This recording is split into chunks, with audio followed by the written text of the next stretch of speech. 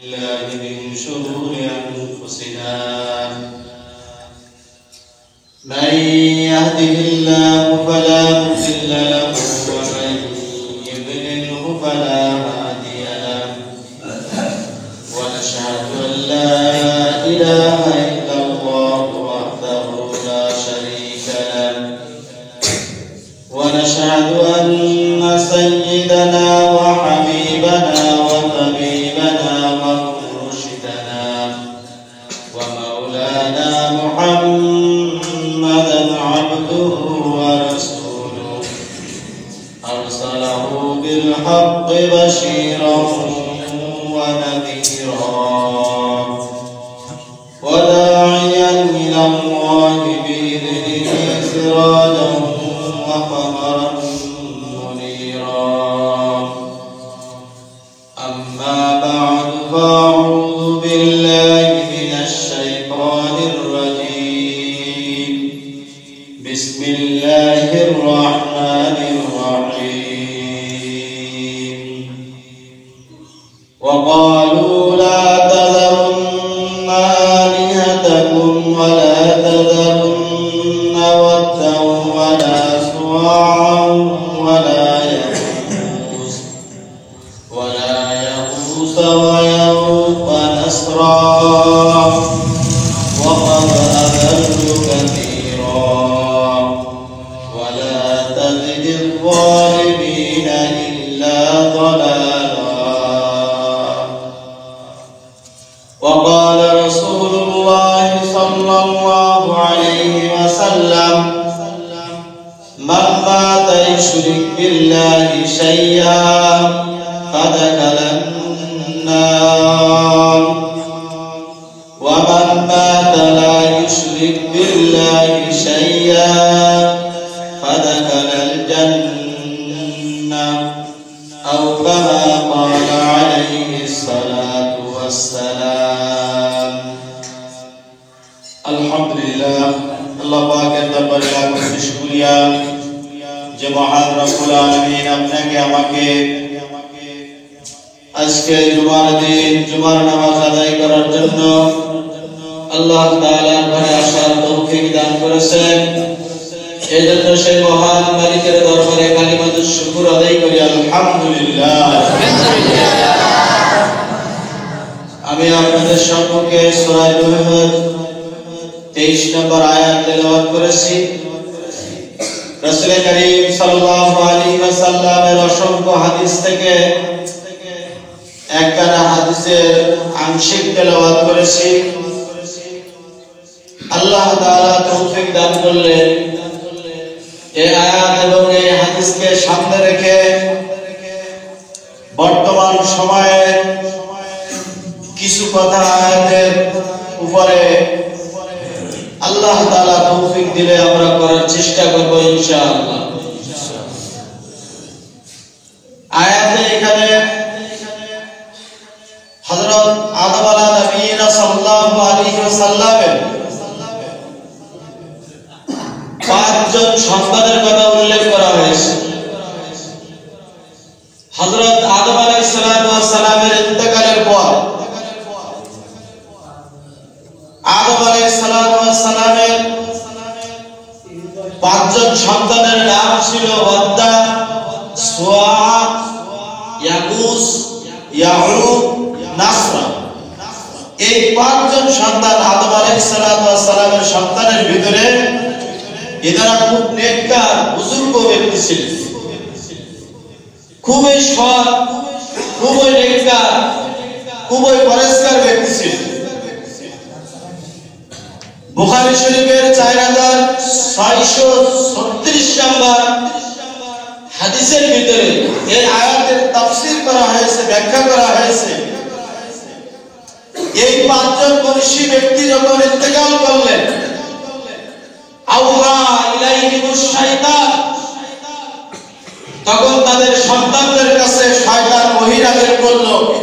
শয়তান পরামর্শ দিল যে তোমাদের বাপ দাদারা এই পাঁচজন লোক তারা খুব নেককার, পরেশগার, মুত্তাকি ছিল, তারা ইন্তেকাল করেছে।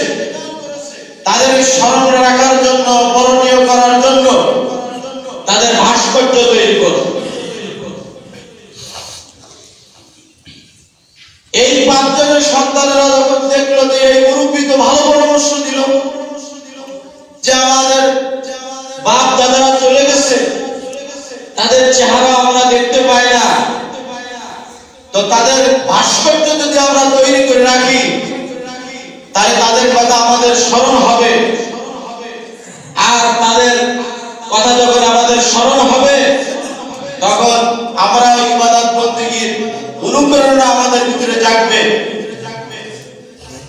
এই জন্য তারা শয়তানের ওই পরামর্শে তারা ওই বাচ্চাদের নামে 5টা ভাস্কর্য তৈরি করছে।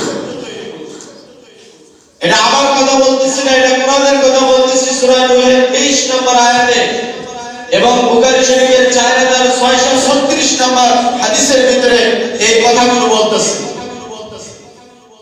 তাফসীর ইবনে কাসির 5ম নম্বর খণ্ড 444 নম্বর পৃষ্ঠায় এই কথাগুলো বলা হয়েছে। এখন আপনারা বলেন, এই 5 জন ব্যক্তির ভাস্কর্য যে তৈরি করা হলো, এদের পূজা করার জন্য না স্মরণ রাখার জন্য? কথা বলেন, তাদের পূজা করার জন্য না স্মরণ রাখার জন্য? তাদের স্মরণ রাখার জন্য এই 5 জনের ভাস্কর্য তৈরি করা হলো। শতাব্দী পেরিয়ে গেল, 100 বছর পার হয়ে গেল, এই প্রজন্ম শেষ হয়ে গেল, নতুন প্রজন্ম আসলো।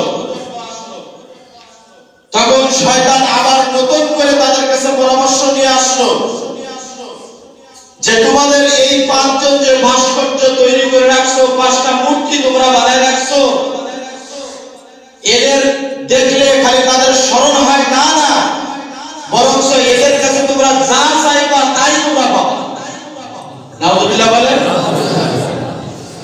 বরং এদের কাছে তোমরা যা চাবা তোমাদের প্রতিপালক তাই তোমাদেরকে দেবে। এদের কাছে চাও, এদের সামনে মাথা নত করো, এদের পূজা করা আরম্ভ করো। শতাব্দী পেরিয়ে গেল, এই 5 জনের ভাস্কর্য এবার মন্দিরে উঠে গেল, অর্থাৎ পূজার আড্ডায় চলে গেল। তারা পূজা আশ্রয় করতে লাগলো এই 5 জনকে।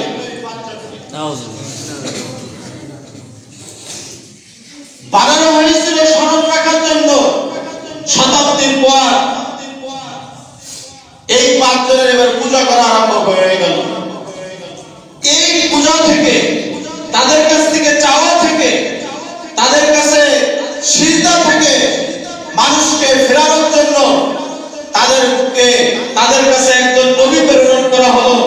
সেই নবীর নাম হলো হযরত নূহ আলাইহিস সালাতু ওয়াস সালাম। হযরত নূহ আলাইহিস সালাতু ওয়াস সালাম একদিন 2 দিন নয়, 1 বছর 2 বছর নয়, 950 বছর পর্যন্ত ওই জাতিকে ওই 5টা মূর্তি থেকে পূজা করা থেকে বিরত রাখার জন্য দাওয়াত দিতে থাকলো। আল্লাহ তাআলা সে কথা কোরআনের ভিতরে উল্লেখ করে দিলেন। হযরত নূহ আলাইহিস সালাতু ওয়াস সালাম বলেন, ক্বালা রাব্বি ইন্নী দাআউতু কওমি লাইলান ওয়া নাহারা। ও আল্লাহ, আমি আমার কওমকে 950 বছর পর্যন্ত আমি তাদের এই মূর্তিগুলো থেকে, পূজা থেকে তাদের বিরত রাখার জন্য রাত দিন 24 ঘন্টা আমি কি করেছি, তাদেরকে দাওয়াত দিয়েছি, কিন্তু তারা আমার কথা শুনে না। আমি যখন তাদের কাছে এই মূর্তি পূজা থেকে বিরত রাখার জন্য যখন তাদের কাছে দাওয়াত পৌঁছায়, তখন তারা 2 কানে আঙ্গুল দিয়ে আমার কথা শোনা থেকে তারা বিরত থাকে। আজকে সমাজে যারা নাস্তিক আর মুরতাদ, যারা মুনাফিক, তারা আলেম ওলামার কথা তারা শুনতে রাজি না। কথা বলে ঠিক না? তারা আলেমদের ওয়াজ শুনতে রাজি না। 2-1 আলেমদের কথা শুনতে যায়, ময়দানে যায়, কিন্তু হিদায়াত পাওয়ার আশায় তারা যায় না। এই আলেমদের বিরুদ্ধে করার জন্য তারা ময়দানে যায়। সেই জাতি কওমে নূহ জাতি তো তারা কানে আঙ্গুল দিছিল, আর এই জাতি তারা কানে আঙ্গুল দেয় না। উলামাদের বিরোধিতা করার জন্য তারা যায়, উলামাদের বিরোধিতা করে। এই জাতি আমাদেরকে শিক্ষা দেয় যে ভাস্কর্য আলাদা জিনিস আর মূর্তি আলাদা জিনিস।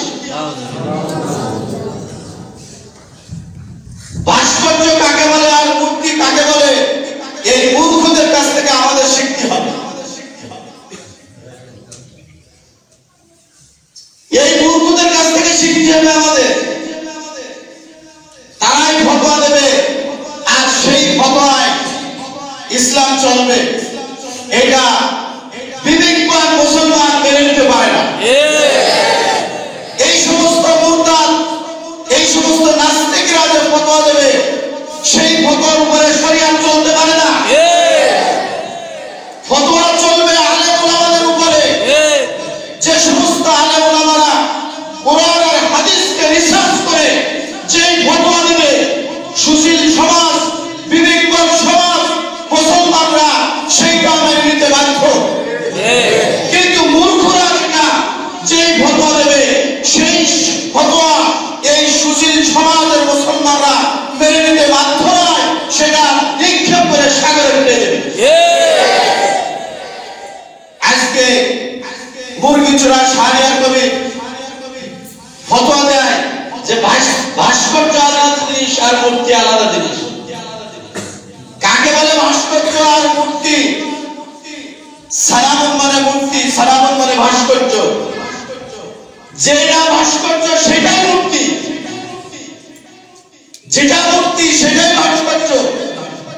আজকে তসলিমা নাসরিন যে ফতোয়া দেবে, শাহরিয়ার কবি যে ফতোয়া দেবে, মুন্নি সাহা এ আর এক বেশ্যা এই যে ফতোয়া দেবে, সরকার সেইটা শুনবে আর উলামারা যেটা বলবে সেটা শুনবে না।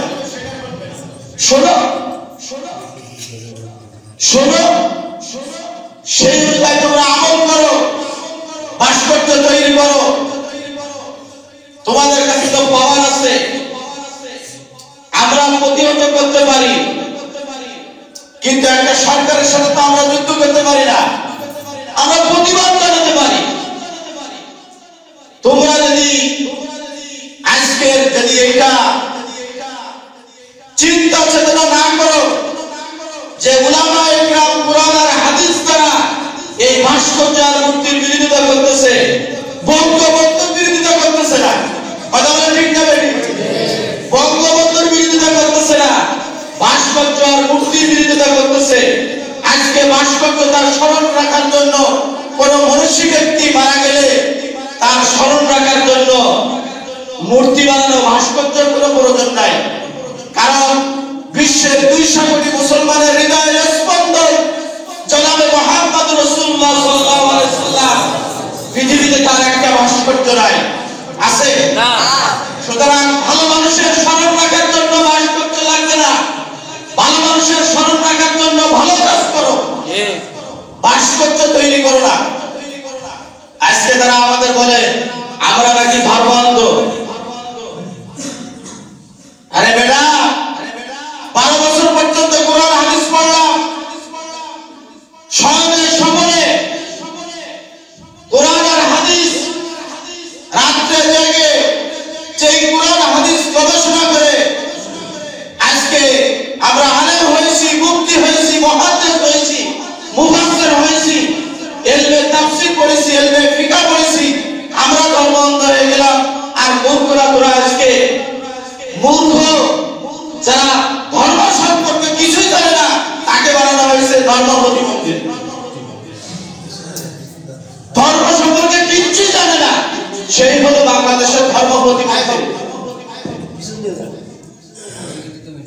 ধর্ম অন্তত তারাই যে দুনিয়ার সব কিছু শিখেছে, দুনিয়ার সব কিছু বুঝেছে, কিভাবে প্লেন তৈরি করতে হয় বুঝেছে, কিভাবে গাড়ি তৈরি করতে হয় বুঝেছে, কিভাবে দুনিয়া কম্পিউটার তৈরি করতে হয় বুঝেছে। শুধুমাত্র ইসলাম বুঝি নাই, তারাই হলো ধর্মান্ধ। কথা বলে ঠিক না বেঠিক? তারা ইসলামকে বুঝি নাই, তারাই হলো ধর্মান্ধ। আজকে কাছের ভিতরে, এয়ার কন্ডিশনের ভিতরে বসে বসে ফতোয়া দিচ্ছে যে ভাস্কর্য আলাদা জিনিস, মূর্তি আলাদা জিনিস। আরেক নাস্তিক ডক্টর কামরুল্লাহ, সে 2 দিন আগে ফতোয়া দিছে যে বরকা স্বাস্থ্যের জন্য ক্ষতিকর। বরকা স্বাস্থ্যের জন্য ক্ষতিকর। ডক্টর কামরুল্লাহ, সে আমার ডক্টর হয়েছে, ডক্টর বরকা স্বাস্থ্যের জন্য ক্ষতিকর। আল্লামা আহমদ শফী সাহেব জীবিত অবস্থায় যখন পর্দার কথা বলেছিল, তখন তাকে এই সময় যারা এখন ক্ষমতাসীন তাদের বিরুদ্ধে থেকে একজন বলেছিল তেঁতুল হুজুর। কথা বলে বলেছিল না তেঁতুল হুজুর। আর আজকে তার বিপরীত ফতোয়া আসতেছে যে বরকা স্বাস্থ্যের জন্য ক্ষতিকর। আরেকজন যাকে বাংলাদেশ থেকে বিতাড়িত করা হয়েছিল তসলিমা নাসরিন, আমাদের ক্রিকেট খেলার একজন জনপ্রিয় তারকা সাকিব আল হাসান কিছুদিন আগে ভারতে যে কালী পূজা মন্দিরে যে কালী পূজা উদ্বোধন করেছে। একজন মুসলমান হয়ে কালী পূজা উদ্বোধন করতে গেছে। আলেম ওলামা যখন তার প্রতিবাদ জানিয়েছে, বাংলাদেশে ফিরে আসার পরে সে তওবা করেছে, সে ক্ষমা চেয়েছে জাতির কাছে যে আমি আসলে বুঝতে পারি নাই, আমার ভুল হয়েছে, এর জন্য আমি ক্ষমা প্রার্থী। এই ক্ষমা চাইছে কেন? তার আমার প্রতিবাদ জানাইছে তসলিমা নাসরিন। বলেন সাকিব আল হাসান এই যে তওবা করেছে, যে ভুল হয়েছে, এটা যে ক্ষমা চাইছে জাতির কাছে, এইটা সাকিব আল হাসান ভুল করেছে। আর আমাদের দেশে একজন বিচারপতি ছিল, বিচারপতি শামসুর রহমান, সে বলছে যে সাকিব আল হাসান ভুল করছে। দেশ কোথায় যাচ্ছে দেখেন, আজকে সমাজ কোথায় যাচ্ছে দেখেন। ইসলামের পক্ষে কথা বলি সে হলো রাজাকার, ইসলামের বিপক্ষে কথা বলি সে হলো মুক্তিযোদ্ধা। আজকে আলেম ওলামা ভাস্কর্যের বিরুদ্ধে ফতোয়া দিচ্ছে, আলেম ওলামা হয়ে গেছে রাজাকার। আর তাদের বিরুদ্ধে, এই আলেম ওলামার বিরুদ্ধে মঞ্চ তৈরি করেছে মুক্তিযোদ্ধা। একটাও মুক্তিযোদ্ধার কোনো তাদের নাম করতো তাদের ভিতরে, সব মানে 25 বছর 24 বছরের যুবক হয়েছে মুক্তিযোদ্ধা। আর আমরা হয়ে গেছি কি রাজাকার। আল্লামা শাইখুল হাদিস আল্লামা আজিজুল হক রাহমাতুল্লাহ আলাইহি 2006 সালে যে সময় খিলাফতে মজলিসের আন্ডারে তিনি নির্বাচনে আসলেন, এই সরকারের সঙ্গে 6 দফা দাবি নিয়ে তিনার কাছে গিয়েছিলেন। 5 দফা পর্যন্ত কবুল করা হয়েছিল, মঞ্জুর করা হয়েছিল। সেই সময় শাইখুল হাদিসকে কি করা হয় না, রাজাকার বলা হয় না। আজকে সারা বাংলাদেশে, সারা বিশ্বে যখন মামুনুল হকের জয় জয়কার অবস্থা, যখন মামুনুল হকের হুঙ্কারে সরকার যখন কাঁপতে আরম্ভ করেছে, তখন মামুনুল হককে তাকে ডামানোর জন্য তার পিতাকে আজকে রাজাকার আখ্যা দেওয়া হচ্ছে, যে মামুনুল হকের পিতা আল্লামা শাইখুল হাদিস সে রাজাকার ছিল। কথা বলে কি হচ্ছে এটা কি দেশে? ধর্ম বিষয় অর্থাৎ ধর্ম দিক থেকে দেশ এখন যে কত রসাতলে চলে গেছে সেটা কল্পনার বাইরে, কল্পনাই করা যায় না। যে আজকে ইসলামী কথা, কোরআন আর হাদিসের কথা বলবেন, টিকে থাকতে পারবেন না। কোরআন হাদিসের কথা বলে টিকে থাকা যাবে না। তো যারা আজকে এই উলামা ইকরামের বিরোধিতা করতেছে, আপনারা যেই দল করেন না কেন, আওয়ামী লীগ করেন, বিএনপি করেন, জামাত করেন, আর যেই দল করেন না কেন, আমি আজকের মসজিদের ভিতরে আপনাদের কাছে জানতে চাই, ভাস্কর্য আর মূর্তির পক্ষে আমরা না বিপক্ষে? আমরা ভাস্কর্য আর মূর্তির বিপক্ষে কারা কারা? আমরা হাত উঁচু করে আল্লাহকে দেখি যে আমরা যেই দল করি না কেন, আমাদের নেতাকে স্মরণীয় রাখার জন্য আমরা ভাস্কর্যের পক্ষে নয়।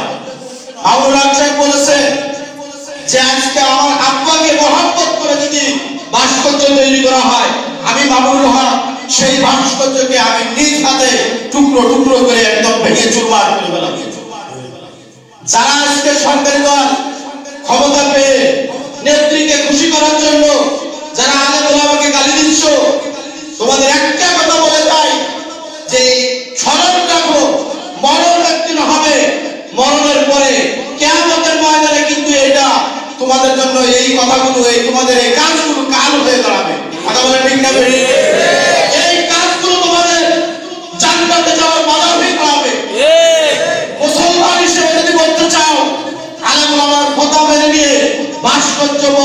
এই বাড়া তৈরি করা থেকে বিরত থাকো, তা না হলে কিন্তু আল্লাহ তাআলার আযাব থেকে তোমরা মুক্তি পাবে না। রাসূল কারীম সাল্লাল্লাহু আলাইহি ওয়াসাল্লাম বুখারী এবং মুসলিমের হাদিস বলতেছি, চ্যানেল আমি গল্প বলতেছি না, আল্লাহর নবী সাল্লাল্লাহু আলাইহি ওয়াসাল্লাম বলতেছেন, হযরত জাবের বিন আব্দুল্লাহ থেকে হাদিসটা রওয়ায়াত হয়েছে, মুসলিম শরীফের ভিতরে আল্লাহ রাসূল সাল্লাল্লাহু আলাইহি ওয়াসাল্লাম বলতেছেন, এই ভাস্কর্য আর মূর্তি, এই চিন্তা আর চেতনা যার ব্রেনের ভিতরে আসবে সে মুশরিক মুশরিক মুশরিক। এই চিন্তা আর চেতনা যেই করবে সে মুশরিক মুশরিক মুশরিক। আল্লাহ নবী সাল্লাল্লাহু আলাইহি ওয়াসাল্লাম বলতেছেন, মান মাতা ওয়া ইশরিক বিল্লাহি শাইআ, যে ব্যক্তি মারা গেল আর শিরকি করলো, ফাদাকালাহুন নার, অবশ্যই অবশ্যই সে জাহান্নামের ভিতরে প্রবেশ করবে। ওয়া মান মাতা লা ইশরিক বিল্লাহ, আর যে ব্যক্তি মারা গেল আল্লাহর সঙ্গে শরীক করলো না, ফাদাকালাহুল জান্নাহ, আল্লাহ তাআলা তাকে জান্নাত দান করবে। সুবহানাল্লাহ। হযরত আব্দুল্লাহ ইবনে আব্বাস রাদিয়াল্লাহু তাআলা থেকে আরেকটা হাদিস রওয়ায়াত হয়েছে বুখারীতে।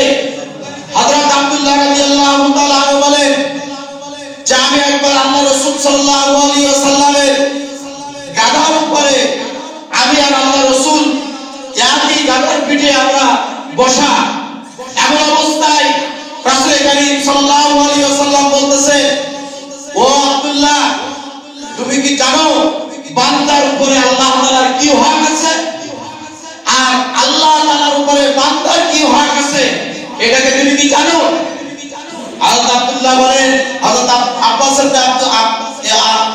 রাদিয়াল্লাহু তাআলা বলেন যে আমি বললাম, আল্লাহু আ'লামু ওয়া রাসূলুহু, যে আল্লাহ এবং আল্লাহর রাসূল ভালো জানে, আমি এর ব্যাপারে জানি না।